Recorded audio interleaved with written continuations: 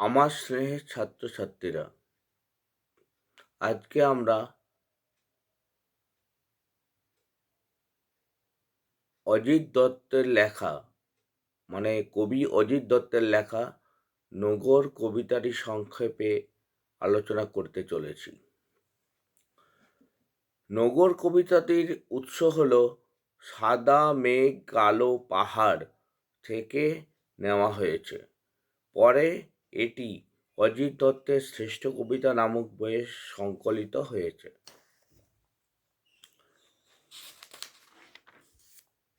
কবি পরিচিতি একটু জেনে নিই। জন্ম 23শে সেপ্টেম্বর 1907 খ্রিস্টাব্দ, ঢাকার বর্তমান বাংলাদেশ বিক্রমপুর। মৃত্যু 30শে ডিসেম্বর 1979 খ্রিস্টাব্দ, কলকাতা। পিতা অতুল কুমার দত্ত, তিনি কর্মজীবনে ডেপুটি ম্যাজিস্ট্রেট ছিলেন।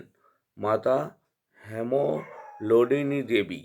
উল্লেখযোগ্য ঘটনা: বন্ধু কবি বুদ্ধদেব বসুর সঙ্গে প্রগতি পত্রিকা সম্পাদনা করা, পরে কল্লোল গোষ্ঠীতে যোগদান এবং পরবর্তীকালে দিগন্ত নামে একটি প্রকাশনা সংস্থা গড়ে তোলা তার প্রধান কৃতিত্ব।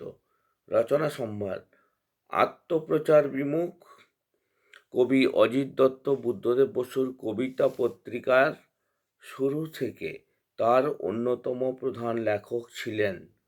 পরবর্তীকালে তিনি কল্লোল সাহিত্য গোষ্ঠীতে যোগদান করেন। তিনি ছিলেন সুধীন্দ্রনাথ দত্ত, অমিয় চক্রবর্তী, বিষ্ণু দে ও প্রেমেন্দ্র মিত্রের সমসাময়িক কবি। তার প্রথম কাব্যগ্রন্থ কুসুমের মাস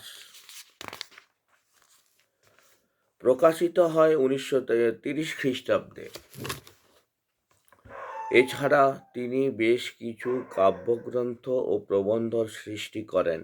কাব্যগ্রন্থ: কুসুমের মাস 1930, পাতালকন্যা 1938, নষ্টচাঁদ 1945, পুনর্নবা 1947, ছড়ার বই 1950, ছায়ার আলপনা 1951, জানালা 1959, কবিতা সংগ্রহ 1959, শ্রেষ্ঠ কবিতা 1970, সাদা মেঘ কালো পাহাড় 1971 প্রভৃতি।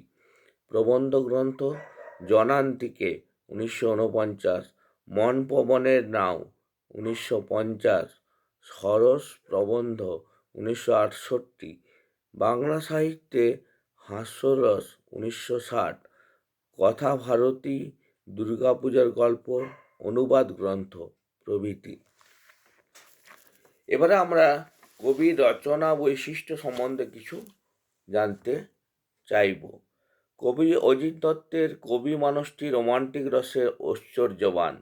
তার কবিতায় জটিল ভাষাভঙ্গি ও ভাবের আড়ম্বর নেই। আধুনিক কাব্য আন্দোলনের ধারায়, বিশেষ করে কল্লোল কেন্দ্রিক কবিগোষ্ঠীর কাছে তিনি ছিলেন এক কক্ষচ্যুত আধুনিক কবি। কেননা প্রেম, সৌন্দর্য, নিসর্গ, রোমান্স এই সনাতনী কাব্যবস্তু ছিল তার কবি প্রত্যয়। প্রসঙ্গত উল্লেখ করতে হয়, বিশ্ব সাহিত্যের পালাবদল, মূল্যবোধের রূপান্তর, আর্থসামাজিক পরিবর্তন এবং সেই সূত্রে নতুন নতুন দার্শনিক তত্ত্ব, এসব বিষয়ে যে অজিত দত্ত অবহিত ছিলেন না তা কিন্তু নয়। তিনি ভালোভাবেই অবহিত ছিলেন, তাই হয়তো তার সমকালীন অন্যান্য কবিদের মতো বহির্বিশ্বের নানা ঘটনা সংঘটনে তিনি নিজেকে প্রভাবিত হতে দিতে চাননি। সবশেষে বলতে হয়, তার মতো এত অধিক সনেট তার সমকালে বোধহয় আর কেউ রচনা করতে পারেননি বা করেননি। গুণগত মানেও সেগুলি আলোচনার দাবি রাখে। বাংলা কবিতার ইতিহাস পর্যালোচনা করলে দেখা যায়, যথার্থ অর্থে প্রতিভাবানরা অনেক ক্ষেত্রে জীবদ্দশায় যথার্থ স্বীকৃতি পান না, বিশেষত তারা যারা একান্তই প্রচার বিমুখ। অজিত দত্তের ক্ষেত্রেও তাই ঘটেছে। এরপর আমরা কবিতার কিছু শব্দার্থ জেনে নেব। সিন্ধু পারে, সমুদ্রের পারে, বা ওপারে। পাড়ি, নদী বা সমুদ্র পার হওয়া, উত্তীর্ণ হওয়া।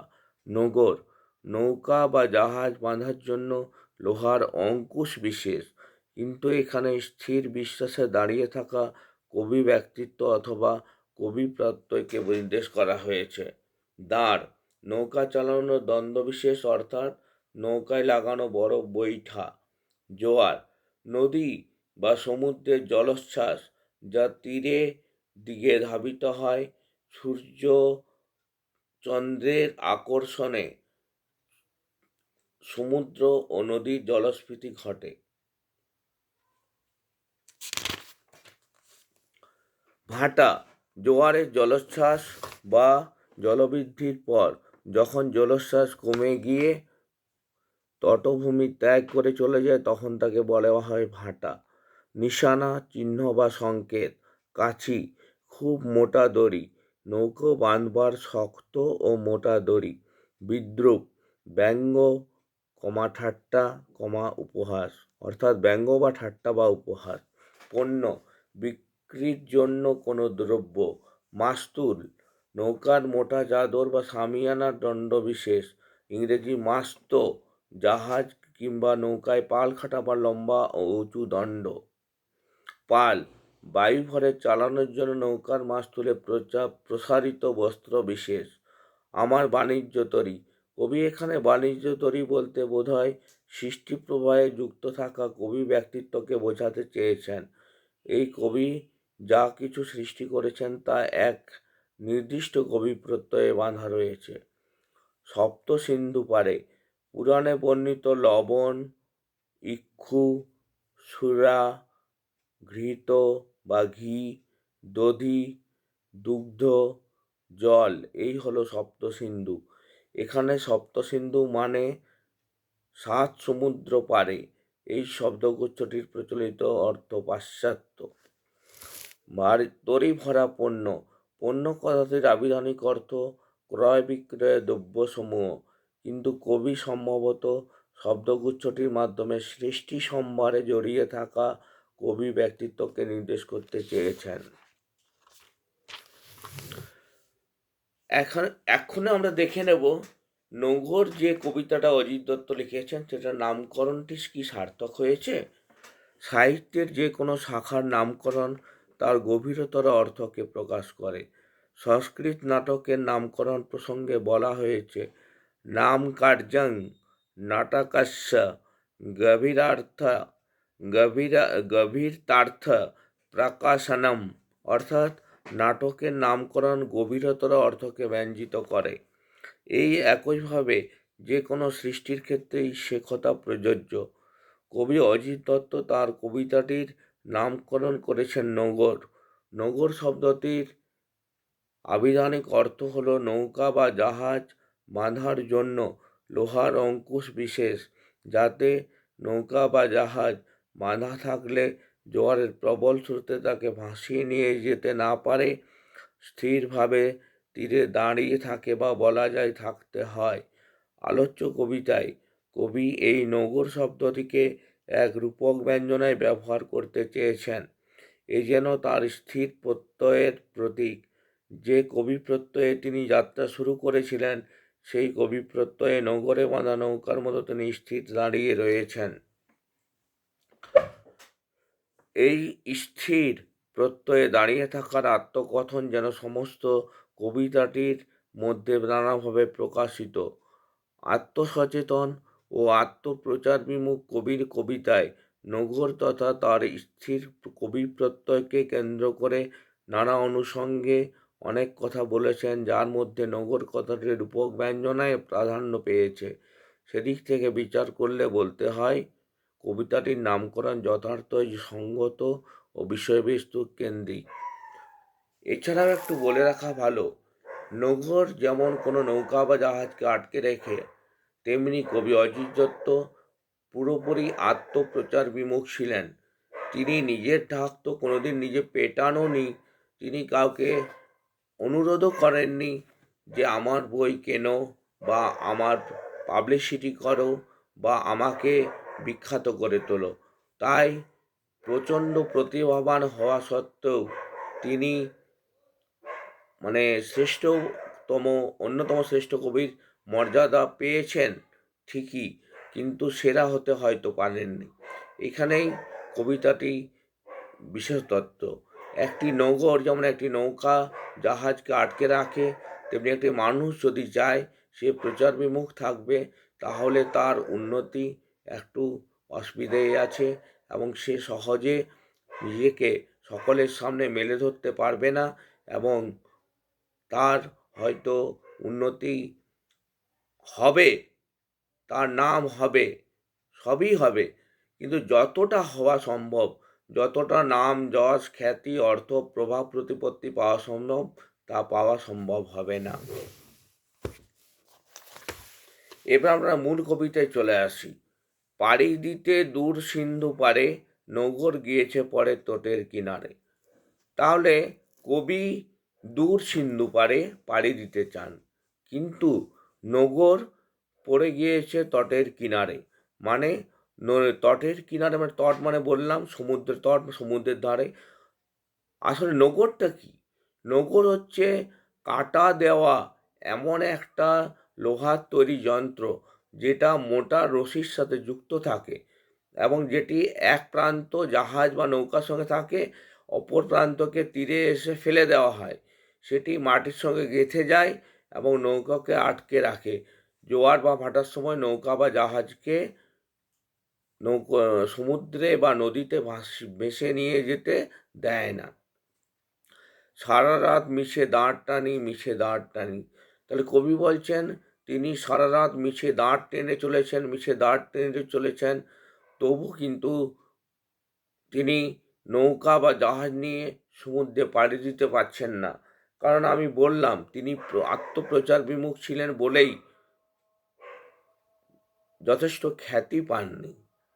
আর এই নৌকা বা জাহাজ নগরে আটকে আছে বলেই যতই চেষ্টা করছেন দাঁড় টেনে চলেছেন, দাঁড় টেনে চলেছেন, কিন্তু এই আর এগোচ্ছে না, মানে জাহাজ বা এই নৌকো। জোয়ারের ঢেউগুলি ফুলে ফুলে ওঠে। জোয়ারের ঢেউ ফুলে ফুলে উঠছে, কিন্তু জোয়ারের ঢেউ ফুলে ফুলে উঠলেও ভয় পাওয়ার কিছু নেই। কেন ভয় পাওয়ার কিছু নেই? কারণ নৌকা বা জাহাজ তো আমরা জানতে পারছি বা আমরা বুঝতে পারছি সেটা নগর দিয়ে আটকে রাখা আছে। এ তরিতে মাথা ঠুকে সমুদ্রের দিকে তারা ছুটে। তারা এই তরিতে ঠুকে ঠুকে মাথা ঠুকে সমুদ্রের দিকে ছুটছে। জোয়ারের জল বারবার জাহাজে বা নৌকাতে লাগছে, কিন্তু নৌকোরে এত শক্ত করে গেঁথে আছে যে কিছু করতেই পারছে না, শুধু নৌকা নড়ছে। জাহাজ তো অনেক ভারী হয়, জাহাজের আয়তন অনেক বেশি হয়, জাহাজ নড়বে না ঠিকই, কিন্তু জাহাজ ভেসে চলে যেতে পারে যদি নৌকো দেওয়া না থাকে। তারপর ভাটার শোষণ, তারপর ভাটা চলে আসবে, জোয়ারের পরেই জানি ভাটা আসে। আমরা জানি প্রত্যেক অমাবস্যা এবং পূর্ণিমাতে জোয়ার ভাটার খেলা চলে। ভাটা যখন হয় তখন যদি কোনো নৌকা বা জাহাজে যথেষ্টভাবে ভালোভাবে নগর না দেওয়া থাকে, তাহলে সেই নৌকা বা জাহাজ সমুদ্রে হারিয়ে যাবে, কোনোদিন খুঁজে পাওয়া যাবে না। কারণ আমরা জানি পৃথিবীর 3 ভাগ জল, 1 ভাগ স্থল। ওই 3 ভাগ জলের মধ্যে কোথায় যে হারিয়ে যাবে, সেখানে নৌকা বা জাহাজ আর খুঁজে পাওয়াই যাবে না। স্রোতের প্রবল প্রাণ করে আহরণ, তাহলে স্রোতের প্রবল প্রাণ আহরণ করছে নৌকা বা জাহাজ। জোয়ার ভাটায় বাঁধা হয় তটের কাছে। তাহলে জোয়ার ভাটা আমি আগেই বলেছি, পূর্ণিমা এবং অমাবস্যায় জোয়ার ভাটা হয়। তো পূর্ণিমা অমাবস্যায় জোয়ার ভাটায় তটের কাছে বা সমুদ্রের বা নদীর তটের কাছে আমার বাণিজ্য তরী বাঁধা পড়ে আছে। বাণিজ্য মানে আমি ব্যবসা করতে যাব, আমি মানে কবি এখানে ব্যবসা বাণিজ্য করতে চলেছেন, কিন্তু নগর পড়ে গিয়েছে, কিন্তু তিনি কিছুতেই ব্যবসা বাণিজ্য করে লাভবান হতে পারছেন না। তার একটা আক্ষেপ, তিনি আত্মপ্রচার বিমুখ। এটা আক্ষেপ নয়, এটা তার প্রকৃতি বা পরিচয় বা তার ক্যারেক্টার। তিনি আত্মপ্রচার বিমুখ। অনেক মানুষ থাকেন নিজেকে প্রচার করতে ভালোবাসেন, ঢাক পেটাতে ভালোবাসেন, কিন্তু কবি কোনোদিনই নিজে ঢাক পেটান না বা ঢাক পেটাতে চান না। তাই তিনি আত্মপ্রচার বিমুখ। তিনি চান না নগর ছেড়ে যেতে। তিনি কিন্তু ইচ্ছে আছে, মনে ইচ্ছে আছে ব্যবসা বাণিজ্য করতে যাবেন, কিন্তু যেতে পারছেন না। যতই না দাঁড় টানি, যতই মাছ তুলে বাঁধি পাল, যত তিনি কিন্তু প্রচুর পরিশ্রম করে যাচ্ছেন। তিনি আত্মপ্রচার বিমুখ হলেও তিনি যে কবিতাগুলো, যে প্রবন্ধ গ্রন্থগুলো লিখেছেন, যে কাব্যগ্রন্থগুলো লিখেছেন, সেগুলো কালোত্তীর্ণ। এখনো পর্যন্ত তার মতো লেখা খুব কম কবি লিখতে পেরেছেন। তার সব লেখাই কালোত্তীর্ণ, কিন্তু তার বললাম যশ, লাভ, প্রভাব, প্রতিপত্তি তিনি যথেষ্ট পাচ্ছেন না বা পাননি। তাতে তার কোনো আক্ষেপ কিন্তু নেই।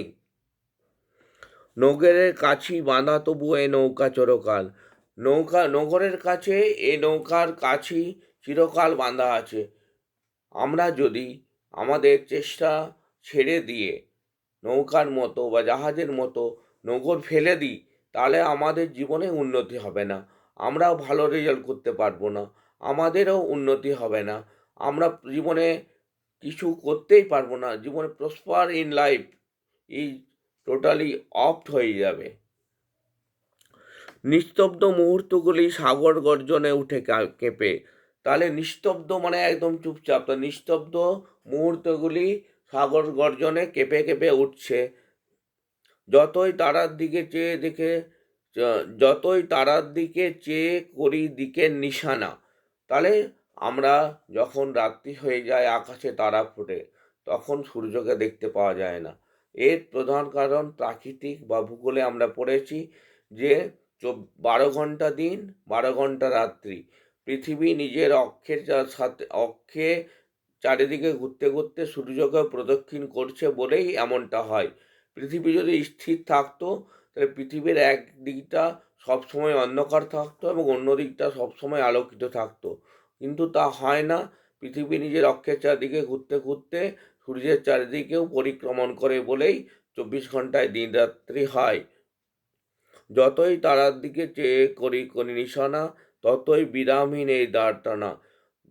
তারার দিকে চেয়েও কবি দাঁড় টেনে যাচ্ছেন, কিন্তু বিরামহীন এই দাঁড় টানা, কিন্তু কোনো বিরাম নেই, বিরামহীন হয়ে গেছে।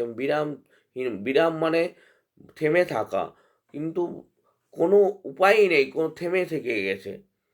তরি ভরা পণ্য নিয়ে পাড়ি দিতে সপ্ত সিন্ধু পারে। সপ্ত সিন্ধু পারে মানেটা আমি বলে দিয়েছি। তরি ভরা, তরি মানে হচ্ছে নৌকা বা জাহাজ, তরি ভরা পণ্য মানে হচ্ছে ব্যবসা বাণিজ্যের সামগ্রী। তাই তরি ভরা পণ্য নিয়ে পাড়ি দিতে সপ্ত সিন্ধু পারে। তাহলে তরি ভরা নৌকা বা জাহাজ ভরা পণ্য নিয়ে মানে আর এক দু লাইন আছে, পড়ে দিয়ে সপ্ত সিন্ধু পারে।